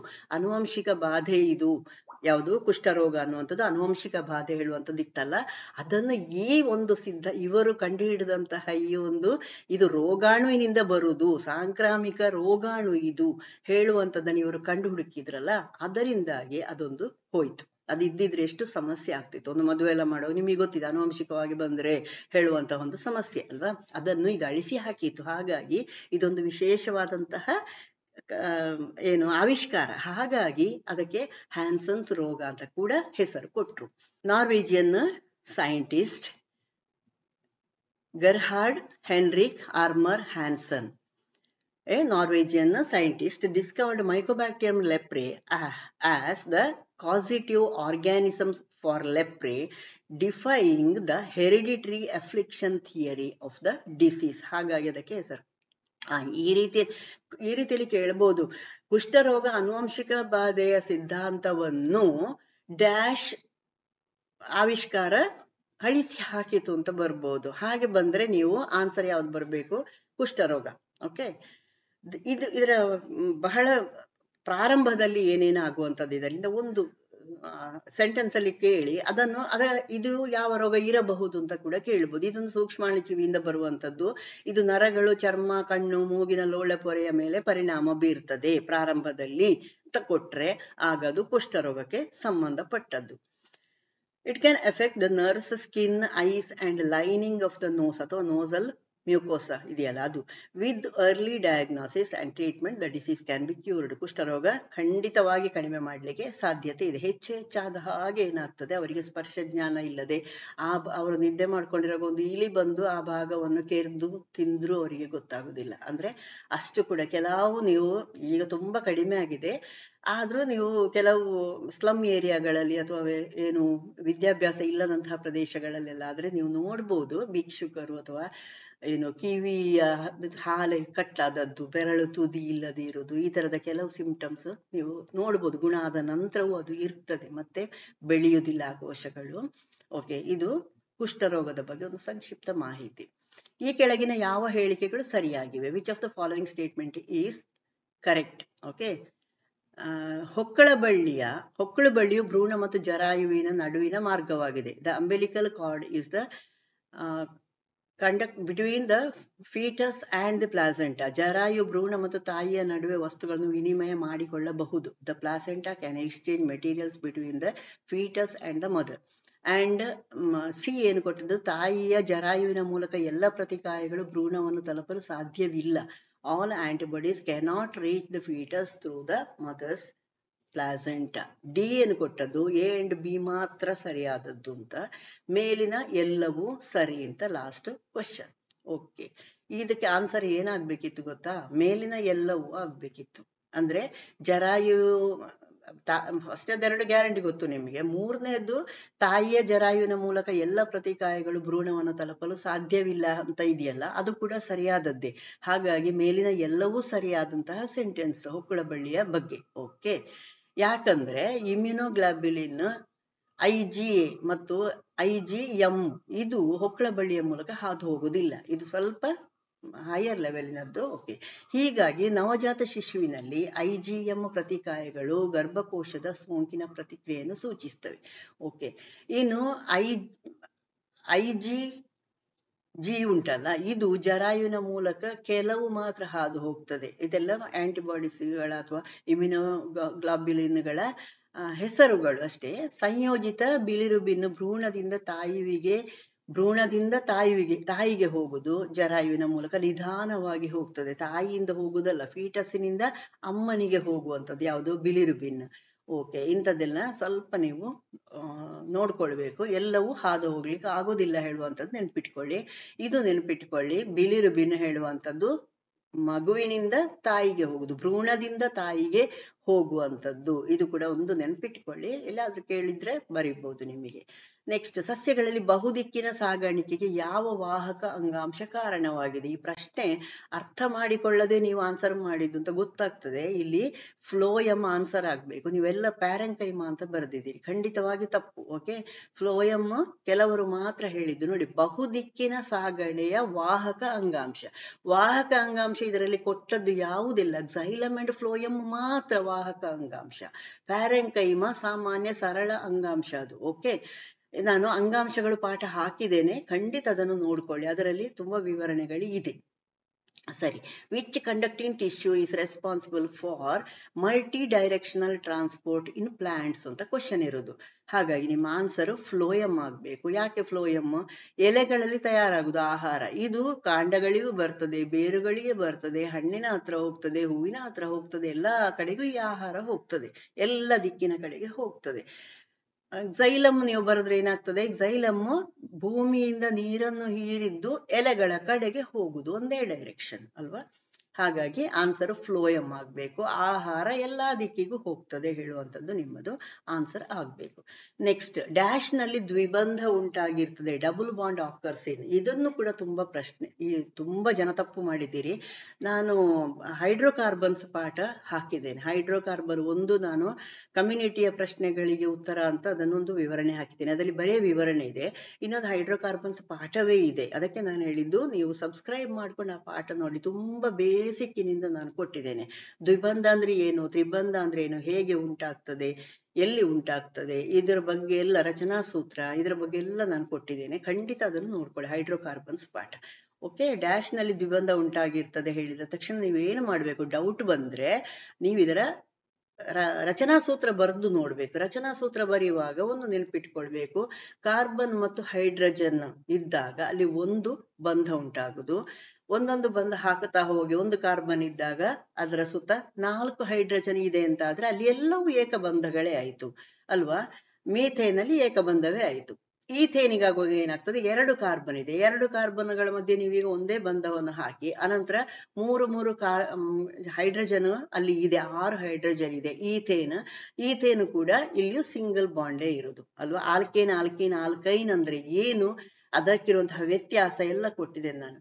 ಈಥೀನಿಗೆ ಬಂದಾಗ ಅಥವಾ ಎಥಿಲೀನಿಗೆ ಬಂದಾಗ ಏನಾಗ್ತದೆ, ಅಲ್ಲಿ ಹೈಡ್ರೋಜನ್ 4 ಇರ್ತದೆ, ಕಾರ್ಬನ್ 2 ಇದೆ. ಹೈಡ್ರೋಜನ್ ಏನು ಕಾರ್ಬನ್ಗೆ 2 ಬಂಧ ಆಯ್ತು, ಅಲ್ಲಿ ಮತ್ತೆ 2 ಬಂಧಗಳು ಇದೆಯಲ್ಲ, ಅದು ಕಾರ್ಬನ್ ಮಧ್ಯದಲ್ಲಿ ಉಂಟಾಗ್ತದೆ ದ್ವಿಬಂಧ. ಓಕೆ, ಇಥೈನ್ ಅಥವಾ ಎಸಿಟಲೀನ್ ಅನ್ನು ಕೆಲವರು ಬರೆದಿದ್ದಾರೆ, ಅಲ್ಲಿ ಏನಾಗಿರುವುದು, ಅಲ್ಲಿ ತ್ರಿಬಂಧ ಉಂಟಾಗ್ತದೆ. ಅದ್ರ ಯಾಕಂದ್ರೆ ಹೈಡ್ರೋಜನ್ 2 ಇರುವುದು ಅಲ್ವಾ. ಆಗ ಏನಾಗ್ಬೇಕು, ಒಂದೊಂದು ಕಾರ್ಬನ್ಗೆ ಕೊಡಿ, ಅನಂತರ ಉಳಿದಂತಹ 3 ಇಲ್ಲಿ ಹಾಕೋದು. ಇದು 3 ಕಾರ್ಬನ್ ಮಧ್ಯದಲ್ಲಿ ಉಂಟಾಗ್ತದೆ, ಇದು ತ್ರಿಬಂಧ ಆಯ್ತು. ಹಾಗಾದ್ರೆ ಕನಿಷ್ಠ ಒಂದು ತ್ರಿಬಂಧ ಇರುವಂತದ್ದು ಯಾವುದು ಅಂತ ಪ್ರಶ್ನೆ ಬರ್ಬೋದು ನಿಮಗೆ ಮುಂದಿನ ಸತಿ. ಎಸಿಟಲೀನ್ ಅಥವಾ ಈಥೈನ್ ಅಥವಾ C2H2 ಅಂತ ಕೊಡ್ಬೋದು. ಓಕೆ, ಇಂಥದ್ದೆಲ್ಲ ಸರಳವಾದಂತಹ ಪ್ರಶ್ನೆಗಳು. ಅದನ್ನು ನೀವು ಅದರ ಬೇಸಿಕ್ ನಿಮಗೆ ನೆನಪಿಲ್ಲದಿದ್ರೆ ಕಷ್ಟ ಆಗ್ತದೆ. ಏಕಬಂಧ ಹೇಗೆ ಉಂಟಾಗ್ತದೆ, ಯಾಕೆ ಉಂಟಾಗ್ತದೆ, ಕಾರ್ಬನ್ ಮಧ್ಯದಲ್ಲಿ ಅಥವಾ ಕಾರ್ಬನ್ ಹೈಡ್ರೋಜನ್ ಮಧ್ಯದಲ್ಲಿ, ಈ ತರದ್ದೆಲ್ಲ ವಿವರಣೆಗೆ ಹೈಡ್ರೋಕಾರ್ಬನ್ ಪಾಠ ನೋಡ್ಕೊಳ್ಳಿ. ಇನ್ನೊಂದು, ರೆಡಾನ್ 22688 ಕೊಟ್ಟಿದೆ. ಇಲ್ಲಿ ಇದನ್ನು ಹೆಚ್ಚಿನವರು ಸರಿ ಮಾಡಿದ್ದೀರಿ, ಖುಷಿ ಆಯ್ತು ನಂಗೆ. ಇದರಲ್ಲಿರುವಂತಹ ಪ್ರೋಟಾನ್, ನ್ಯೂಟ್ರಾನ್ ಮತ್ತು ಇಲೆಕ್ಟ್ರಾನ್ಗಳ ಸಂಖ್ಯೆ ಕ್ರಮವಾಗಿ ಎಷ್ಟಿರ್ತದೆ ಅಂತ. Number of protons, neutrons and electrons, ಅದು ನೋಡ್ಕೊಳ್ಬೇಕು ನೀವು. ಪ್ರೋಟಾನು, ನ್ಯೂಟ್ರಾನ್, ಇಲೆಕ್ಟ್ರಾನ್ ಅಂತ ಕೊಟ್ಟಿದ್ದಾರಾ, ಅಥವಾ ನ್ಯೂಟ್ರಾನು, ಪ್ರೋಟಾನು, ಇಲೆಕ್ಟ್ರಾನು ಈ ರೀತಿಯಲ್ಲಿಯೂ ಕೇಳಬಹುದು. ಪ್ರಶ್ನೆಯನ್ನು ಸ್ವಲ್ಪ ವ್ಯತ್ಯಾಸ ಮಾಡಬಹುದು. ಅಲ್ಲಿ ಆಪ್ಷನ್ಸ್ ಕೊಡುವಾಗ 226, 88, 138 ಹೀಗೆ ಕೊಡುದು. ಓಕೆ, ಈಗ ನೀವು ನೆನಪಿಟ್ಟುಕೊಳ್ಬೇಕಾದದ್ದೇನು, ಪ್ರತಿಯೊಂದು ಪರಮಾಣುವಿನಲ್ಲಿ ಪ್ರೋಟಾನ್ ಮತ್ತು ಎಲೆಕ್ಟ್ರಾನ್ಗಳ ಸಂಖ್ಯೆ ಒಂದೇ ಆಗಿರ್ತದೆ. ನ್ಯೂಟ್ರಾನ್ನ ಸಂಖ್ಯೆ ನಿಮಗೆ ಗೊತ್ತಾಗ್ಬೇಕು ಅಂತ ಇದ್ರೆ ಅಲ್ಲಿ ಪರಮಾಣು ರಾಶಿ ಕೊಟ್ಟಿರ್ತಾರಲ್ಲ, ರಾಶಿಯಿಂದ ನೀವು ಮೈನಸ್ ಮಾಡ್ಬೇಕು. ಯಾವುದನ್ನು? ಪ್ರೋಟಾನ್ನ ಸಂಖ್ಯೆ ಅಥವಾ ಎಲೆಕ್ಟ್ರಾನ್ ಸಂಖ್ಯೆ ಇನ್ನೊಂದು ಕೊಟ್ಟಿರ್ತಾರಲ್ಲ ಅಲ್ಲಿ ಕೆಳಗೆ, ಅದನ್ನು ಮೈನಸ್ ಮಾಡಿ ಬರಿಬೇಕು. ಯಾರೋ ಒಬ್ಬರಿಬ್ಬರು ತಪ್ಪು ಮಾಡಿದ್ದಾರೆ, ಅದಕ್ಕೋಸ್ಕರ ಹೇಳ್ತಾ ಇರೋದು. ಇಲ್ಲಿ ಪ್ರೋಟಾನ್ ಮತ್ತು ನ್ಯೂಟ್ರಾನ್ನ ಸಂಖ್ಯೆ 88. ಓಕೆ, ಪ್ರೋಟಾನ್ ಮತ್ತು ಇಲೆಕ್ಟ್ರಾನ್ನ ಸಂಖ್ಯೆ ಒಂದೇ ಆಗಿರುತ್ತದೆ, ಅದು 88 ಆಯ್ತು. ನ್ಯೂಟ್ರಾನ್ನ ಸಂಖ್ಯೆ ಸಿಕ್ಕುದು ಹೇಗೆ ನಿಮಗೆ? 226 ಮೈನಸ್ 88 ಮಾಡ್ಬೇಕು. ರಾಶಿ ಸಂಖ್ಯೆ ಮೈನಸ್ ಪರಮಾಣು ಸಂಖ್ಯೆ. ಈ 88 ಹೇಳುವಂಥದ್ದು ಪರಮಾಣು ಸಂಖ್ಯೆ. ಹೀಗೂ ಕೊಡ್ಬೋದು, ಇದನ್ನ 226 ರೆಡಾನೋ ಇದು ಹೀಗೆ ಕೊಡ್ಬೋದು. ಹೀಗೆ ಕೊಟ್ಟಾಗ ಎಂತ ಮಾಡ್ಬೇಕಿಲ್ಲಿ? ಇಲ್ಲಿ 88 ಕಡಿಮೆ ಸಂಖ್ಯೆ ಯಾವುದಿದೆ, ಇದರಲ್ಲಿ ಪರಮಾಣು ರಾಶಿ ಅಂತ ಹಾಗೆ ಕೇಳ್ಬೋದು, ಅಥವಾ ಇದರಲ್ಲಿ ಪರಮಾಣು ಸಂಖ್ಯೆ ಅಂತ ಹಾಗೆ ಕೇಳ್ಬೋದು. ಓಕೆ, ಅಂತಹ ಸಂದರ್ಭದಲ್ಲಿ ನೀವು ಪರಮಾಣು ರಾಶಿ ಅಂತ ಇದ್ರೆ ಹೆಚ್ಚಿನದನ್ನು ಬರಿಬೇಕು, 226. ಕಡಿಮೆ ಇದ್ದದ್ದು ಪರಮಾಣು ಸಂಖ್ಯೆ. ಓಕೆ, ನೆಕ್ಸ್ಟ್, ಕೆಳಗಿನವುಗಳಲ್ಲಿ ಯಾವುದನ್ನು ಕೋಶದೊಳಗಿನ ಕೋಶವೆಂದು ಪರಿಗಣಿಸಲಾಗ್ತದೆ? ಇದಕ್ಕೂ ತಪ್ಪು ಮಾಡಿದ್ದೀರಿ. Which of the following is considered as A cell within A cell? ಅದು ಯಾಕೆ ಅಂತ ಕೂಡ ನಿಮಗೆ ಗೊತ್ತಿರಬೇಕು. ಬರೀ ಆಪ್ಷನ್ಸ್ ನೀವು ಏನೋ ಒಂದು ನೆನಪಿಟ್ಕೊಂಡ್ರೆ ಸಾಕಾಗುದಿಲ್ಲ. ಗಾಲ್ಗಿ ಕಾಂಪ್ಲೆಕ್ಸ್ ಅಥವಾ ಗಾಲ್ಗಿ ಸಂಕೀರ್ಣ, ಕ್ಲೋರೋಪ್ಲಾಸ್ಟ್, ಮೈಟೊಕಾಂಡ್ರಿಯಾ, ಇನ್ನೊಂದು ರೈಬೋಸೋಮ್ ಕೊಟ್ಟದ್ದು. ಆಮೇಲೆ ಆಪ್ಷನ್ ಇ ನಾನು ಬಿ ಅಂಡ್ ಸಿ ಅಂತ ಕೊಟ್ಟಿದ್ದೆ. ಇಲ್ಲಿ ಬಿ ಅಂಡ್ ಸಿ ಸರಿಯಾದದ್ದು. ಯಾಕೆ? ಕ್ಲೋರೋಪ್ಲಾಸ್ಟ್ ಮತ್ತು ಮೈಟೊಕಾಂಡ್ರಿಯಾ ಎರಡನ್ನು ಕೋಶದೊಳಗಿನ ಕೋಶ ಅಂತ ಕರೀತಾರೆ. ಯಾಕೆ ಹೇಳಿದ್ರೆ ಇಲ್ಲಿ ಮೈಟೊಕಾಂಡ್ರಿಯಾ ಮತ್ತು, ಇದು ನಿಮಗೆ ಲಾಂಗ್ ಆನ್ಸರಿಗೂ ಕೇಳಬಹುದು, ಮೈಟೊಕಾಂಡ್ರಿಯಾ ಮತ್ತು ಕ್ಲೋರೋಪ್ಲಾಸ್ಟ್ಗಳು ಯೂಕ್ಯಾರಿಯಾಟಿಕ್ ಕೋಶಗಳಲ್ಲಿನ ವಿಶಿಷ್ಟ ಜೀವಕೋಶದ ಕಣದಂಗಗಳಾಗಿವೆ. ಇವೆರಡು ಡಬಲ್ ಲೇಯರ್ಡ್ ಮೆಂಬ್ರೇನ್ ಅಂದ್ರೆ ಎರಡು ಪದರವನ್ನು ಹೊಂದಿದೆ ಆ ಕಣದಂಗಗಳು. DNA ಪ್ರೋಟೀನ್ ಸಂಶ್ಲೇಷಣೆ ಮತ್ತು ರೈಬೋಸೋಮ್ ಪ್ರೋಟೀನ್ ಸಂಶ್ಲೇಷಣೆಯ ಅಂಶಗಳು ಅಥವಾ ಹೇಗೆ ಮಾಡುದು ಆ ಭಾಗವನ್ನು ಅದು ಹೊಂದಿರ್ತದೆ, ಮತ್ತು ರೈಬೋಸೋಮ್ ಅನ್ನು ಹೊಂದಿರ್ತದೆ. ಅವು ಅರೆ ಸ್ವಾಯತ್ತ ಘಟಕಗಳು, ಸೆಮಿ ಆಟೋನಮಸ್ ಎಂಟಿಟೀಸ್ ಅಂತ. ಓಕೆ, ಈ ಕಣದಂಗಗಳ ರೈಬೋಸೋಮ್ಗಳು ಪ್ರೋಕ್ಯಾರಿಯಾಟಿಕ್ ರೈಬೋಸೋಮ್ಗಳನ್ನೇ ಹೋಲ್ತದೆ. ಪ್ರೋಕ್ಯಾರಿಯಾಟಿಕ್ ಕೋಶಗಳಲ್ಲಿರುವ ರೈಬೋಸೋಮ್ಗಳನ್ನು ಹೋಲ್ತದೆ. ಈ ಗುಣಲಕ್ಷಣಗಳನ್ನು ಎಂಡೋಸಿಂಬಯಾಟಿಕ್ ಸಿದ್ಧಾಂತವನ್ನು ಬೆಂಬಲಿಸುವ ಪುರಾವೆಯಾಗಿ ಅಥವಾ ಸಾಕ್ಷಿಯಾಗಿ ನೋಡಲಾಗ್ತದೆ. ಅರ್ಥ ಆಯ್ತಲ್ಲ ಯಾಕೆ ಅದ ಎರಡನ್ನು ಆ ರೀತಿ ಹೇಳುದು? Mitochondria and chloroplast are unique cell organelles in a eukaryotic cell. ಇದು ಯುಕ್ಯಾರಿಯಾಟಿಕ್ ಸೆಲ್ಗಳು, ನಮ್ಮ ದೇಹ ಎಲ್ಲ ಅಲ್ವಾ. Both are double layered membrane. ಈ ಕಣದಂಗಗಳಲ್ಲಿ ಎರಡು ಪದರಗಳು ಇದೆ. Consisting of DNA protein synthesizing machinery and ribosomes. ಇದು ತುಂಬಾ ಇಂಪಾರ್ಟೆಂಟ್ ಆಗಿರುವ ಸೆಂಟೆನ್ಸ್. ಹಾಗಾಗಿ ಅದನ್ನು ಕೋಶದೊಳಗಿನ ಕೋಶಗಳು ಅಂತ ಕರೆಯುವುದು. They are semi autonomous entities. The ribosomes of these organelles resemble prokaryotic ribosomes. ಪ್ರೊಕ್ಯಾರಿಯಾಟ್ಗಳಲ್ಲಿ ಇಷ್ಟೇ ಅಂಶಗಳು ಇದ್ದು ಆಹಾರ ತಯಾರಿಕೆ ಎಲ್ಲ ಆಗ್ತದೆ ಅಲ್ವಾ. These characteristics are seen as evidence supporting the endosymbiotic theory. Okay. Next, ಇಲ್ಲಿ ಎಂಡೋಸಿಂಬಯಾಸಿಕ್ ಸಿದ್ಧಾಂತ ಅಂತ ಕೇಳಿದಾಗ ಅದು ಎಂತದ್ದು ಹಾಗಾದ್ರೆ ಅಂತ ನಿಮಗೆ ಅನ್ನಿಸ್ಲಿಕ್ಕೂ ಸಾಕು. ಅದನ್ನು ಕೂಡ ಕೇಳುವಂತ ಚಾನ್ಸಸ್ ಇದೆ. ಎಂಡೋಸಿಂಬಯಾಸಿಸ್ ಸಿದ್ಧಾಂತ ಅಂದ್ರೆ ಏನು ಅಂತ ಕೇಳಿ ಮೈಟೊಕಾಂಡ್ರಿಯಾ ಮತ್ತು ಕ್ಲೋರೋಪ್ಲಾಸ್ಟ್ಗಳನ್ನು ಇದನ್ನು ಸಾಕ್ಷ್ಯವಾಗಿ ಇಟ್ಟುಕೊಳ್ತಾರೆ. ಯಾಕೆ? ಈ ರೀತಿಯ ದೊಡ್ಡ ಪ್ರಶ್ನೆ ಬರ್ಬೋದಲ್ವಾ. ಈಗ ಅದು ಯಾಕೆ ಅಂತ ಗೊತ್ತಾಯ್ತು. ಎಂಡೋಸಿಂಬಯಾಸಿಸ್ ಅಂದ್ರೆ ಎಂತದ್ದು ಅಂತ ಕೂಡ ನೋಡ್ಕೊಳ್ಳಿ. ಮೈಟೊಕಾಂಡ್ರಿಯಾ ಮತ್ತು ಕ್ಲೋರೋಪ್ಲಾಸ್ಟ್ಗಳು ನೀಲಿ ಹಸಿರು ಪಾಚಿ ಮತ್ತು ಬ್ಯಾಕ್ಟೀರಿಯಾ ಎಂಡೋಸೈಟೋಸಿಸ್ ಇಂದ ಪ್ರಾರಂಭವಾಗುವ ಬೆಳವಣಿಗೆಯ ಪರಿಣಾಮ. ಈ ಸಿದ್ಧಾಂತದ ಆಧಾರದ ಮೇಲೆಗೆ ನೀಲಿ ಹಸಿರು ಪಾಚಿ ಮತ್ತು ಬ್ಯಾಕ್ಟೀರಿಯಾವನ್ನು ಅವು ಒಟ್ಟಿಗೆಲ್ಲ ಇರುವಂಥದ್ದು, ಅದರ ಬದಲಿಗೆ ಅವು ಸಹಜೀವನವನ್ನು ರೂಪಿಸ್ತವೆ, ಅವು ಒಟ್ಟೊಟ್ಟಿಗೆ ಇರ್ತವೆ. ಈ ಪರಿಕಲ್ಪನೆಯನ್ನು ಒಂದು ಜೀವಕೋಶದೊಳಗೆ ಒಂದು ಕೋಶ ಎಂಬ ವಾಕ್ಯದಿಂದ ವ್ಯಕ್ತಪಡಿಸಲಾಗಿದೆ. ನೀವು ಇಂಗ್ಲಿಷ್ ಅಲ್ಲಿ ನೋಡುವಾಗ ಇದು ಹೆಚ್ಚು ಕ್ಲಿಯರ್ ಅನ್ನಿಸ್ಬೋದು ನಿಮಗೆ. The endosymbiosis theory mentions that mitochondria and chloroplast are the results of development starting by the endocytosis of blue-green algae and bacteria. Based on this theory, blue-green algae and bacteria were not dissolved, they form symbiotic instead of that. This concept has been expressed by the phrase a cell within a cell. Clear? ಏನಿದು ಎಂಡೋಸಿಂಬಯಾಸಿಸ್ ಹೇಳುವಾಗ ಇಲ್ಲಿ ಯಾವ ರೀತಿ ಆಗುವುದು ಅಂತ ಒಂದು ಚಿತ್ರ ಕೊಟ್ಟಿದ್ದೇನೆ ನಾನು. ಇದು ಫಸ್ಟಿನದ್ದು ಎಗ್ಸ್ ಸಿಂಬಯಾಟಿಕ್, ಇನ್ನೊಂದು ಎಂಡೋಸಿಂಬಯಾಟಿಕ್. ಇದು ಎರಡನೇ ಚಿತ್ರ. ಅಂದ್ರೆ ಇದರಲ್ಲಿ ಏನಾಗುದು, ಒಳಗಿನಿಂದ ಹೊರಗಡೆಗೆ ಹೋಗುದು. ಫಾರ್ ಎಕ್ಸಾಂಪಲ್ ಅಮೀಬಾದಲ್ಲಿ ನೀವು ಆಹಾರ ಸೇವನೆ ಮತ್ತು ಅದು ತ್ಯಾಜ್ಯ ವಸ್ತುವನ್ನು ಬಿಡುವಂಥದ್ದು ಇದೆಯಲ್ಲ, ಆ ರೀತಿಯದ್ದು. ಈ ಎಂಡೋಸ್ಮ್ಯಾಟಿಕ್ ಅಲ್ಲಿ ಹಾಗಲ್ಲ, ಕೋಶದ್ರವ್ಯಗಳ ಜೊತೆಗೆ ಸೇರಿಕೊಂಡು ಅಲ್ಲಿ ಒಂದು ರಚನೆಯೇ ಉಂಟಾಗುವಂಥದ್ದು ಅಂತ ಇದೆಯಲ್ಲ ಅದು. ಎಂಡೋಸೈಟಾಸಿಸ್ ಹೇಳುವಂಥದ್ದು ವಸ್ತುಗಳು ಕೋಶದಿಂದ ಆವರಿಸುವುದಕ್ಕಿಂತ ಹೆಚ್ಚಾಗಿ ಕೋಶದೊಳಗೆ ಚಲಿಸುವ ಪ್ರಕ್ರಿಯೆ. ವ್ಯಾಕ್ಯೂಲ್ ಅಥವಾ ವೆಸಿಕಲ್, ಸಣ್ಣ ನಿರ್ವಾತ ಪ್ರದೇಶಗಳನ್ನು ರೂಪಿಸ್ಲಿಕ್ಕೆ ಆಗ್ತದಲ್ಲ, ಪೊರೆಯಲ್ಲಿನ ಪ್ಲಾಸ್ಮಾದ ಒಳಗೊಳ್ಳುವಿಕೆ ಅಥವಾ ವಿಸ್ತರಣೆ ಪ್ರಕ್ರಿಯೆಯಿಂದ ಉಂಟಾಗುವಂಥದ್ದು. ವ್ಯಾಕ್ಯೂಲ್ ಉಂಟಾಗುವಂಥದ್ದು ಒಳಗಡೆಗೆ ಕೋಶಗಳು ಬಂದು ನೋಡಿದ್ದೀರಲ್ಲ, ಕೋಶ ದ್ರವ್ಯದ ಒಟ್ಟಿಗೆ ಸೇರಿಕೊಂಡು ಎಲ್ಲ ಅದು. Endocytosis is the process wherein the materials move into the cell rather than are engulfed by the cell. ಹೇಳಿದ್ನಲ್ಲ, ಅದು ಒಳಗೆ ಸೇರಿಸಿಕೊಳ್ಳುವುದಕ್ಕಿಂತ ಹೆಚ್ಚಾಗಿ ಅದು ಒಳಗಡೆಗೆ ಒಂದು ಗ್ರೋತ್ ಆಗಿ ಅಲ್ಲಿ ಒಂದು ರಚನೆ ಆಗ್ತದಲ್ಲ ಅದು. ಸರಿಯಾ? ಕ್ಲಿಯರ್ ಆಯ್ತಾ ಈಗ? The process occurs by an infolding or extension of plasma in the membrane to form a vacuole or a vesicle, small vacuole. ಈ ತರದ ಪ್ರಕ್ರಿಯೆಯನ್ನು ಎಂಡೋಸೈಟೋಸಿಸ್ ಅಂತ ಕರೆಯುವಂಥದ್ದು. ನೆಕ್ಸ್ಟ್, ನವಜಾತ ಮಾನವ ಮಗುವಿಗೆ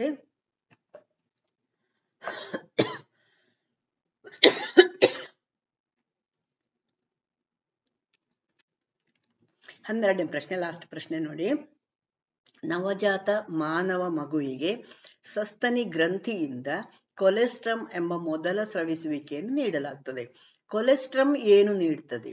A newborn human baby is fed with the first secretion called colostrum from mammary gland. What does colostrum impart? ಇದು important, ನಮ್ಮ ಲೈಫಲ್ಲಿ ಇಂಪಾರ್ಟೆಂಟ್ ಆಗಿರುವಂತಹ ವಿಷಯ ಇದು.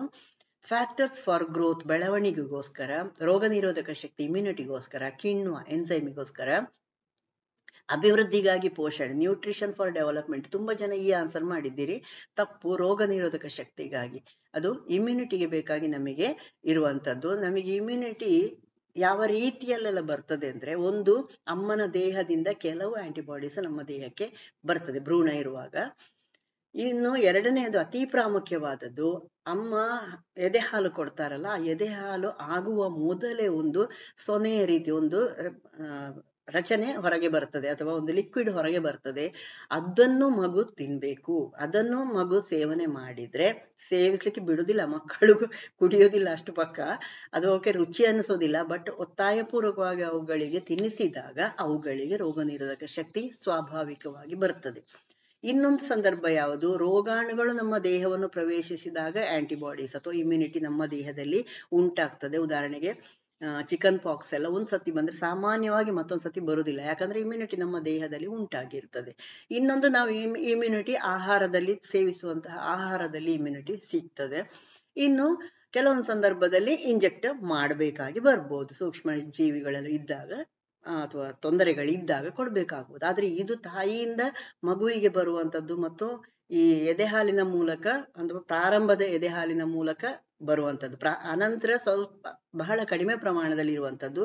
ಪ್ರಾರಂಭದಲ್ಲಿ ಮಗು ಹುಟ್ಟಿದ ಕೂಡಲೇ 1 ದಿನ 2 ದಿನ 3 ದಿನದಲ್ಲಿ ಬರ್ತದಲ್ಲ, ಹಾಲಾಗುವ ಮೊದಲು, ಅದು ತುಂಬಾ ತುಂಬಾ ಇಂಪಾರ್ಟೆಂಟ್ ಆಗಿರುವಂತದ್ದು. ಇದು ರೋಗ ನಿರೋಧಕ ಶಕ್ತಿ ಇಮ್ಯುನಿಟಿಯನ್ನು ಕೊಡ್ತದೆ. ಇದೆಲ್ಲ ನಿಮ್ಮ ಲೈಫಿಗೆ ಬೇಕಾಗುವಂತದ ವಿವರಣೆಗಳನ್ನು ನಾನು ಕೊಟ್ಟಿದ್ದೇನೆ. ಪರೀಕ್ಷೆಗೆ ಬೇಕಾಗಿ ನಿಮ್ಮ ಜೀವನೋಪಾಯಕ್ಕೆ ಬೇಕಾದದನ್ನು ಕೊಟ್ಟಿದ್ದೇನೆ. ಖಂಡಿತವಾಗಿ ಎಂಜಾಯ್ ಮಾಡಿ, ವಿಡಿಯೋವನ್ನು ನೋಡಿ ಖುಷಿ ಪಡಿ, ನೆನಪಿಟ್ಟುಕೊಳ್ಳಿ, ಎಕ್ಸಾಮ್ ಅಲ್ಲಿ ಚೆನ್ನಾಗಿ ಬರೀರಿ. All the best.